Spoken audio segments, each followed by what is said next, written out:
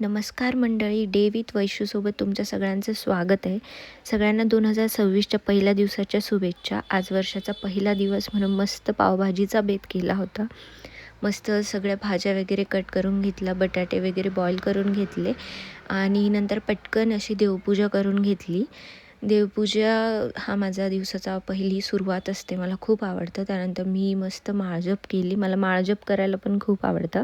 म्हणजे मला असं वाटतं की माळजप केल्याने मन शांत आणि स्थिर राहतं. त्यानंतर आज गुरुवार होता म्हणून मस्तपैकी गुरुचरित्राचं पारायण वाचलं. त्यानंतर पावभाजी खाऊन मस्त घरातले सगळे कामं आवरले, किचन वगैरे क्लीन केलं आणि मग म्हटलं की फर्स्ट डे आहे तर काहीतरी स्किनसाठी केलं पाहिजे. म्हणून मला एक फेस पॅक होता, तो बनवायचा होता. बीटरूट, त्यात बेसन पीठ आणि त्यानंतर थोडंसं दही टाकून मिक्स केलं. मग मी तो मस्त फेसवर लावणारच होती, तर मग मी एक ज्यूसही पिते जो स्किन ग्लोईंगसाठी खूप मस्त आहे.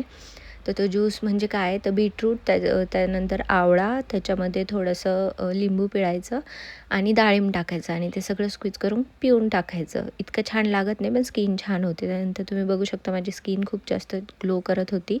आजचा दिवस एकदम छान होता, कारण आज माझ्या आईचा बर्थडे होता म्हणून आम्ही गेलो होतो हॉटेलला.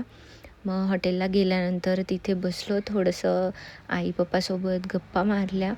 त्यानंतर लगेचच मग केक कटिंग केलं. आई खूप खुश दिसत होती आणि छान वाटतं असं आपल्या आईला असं खुश बघून, आणि वर्षाचा पहिला दिवस असं छान सेलिब्रेट केला. नंतर आई सगळं असं सांभाळत होती. शेवटी ती आईच सगळं सांभाळते.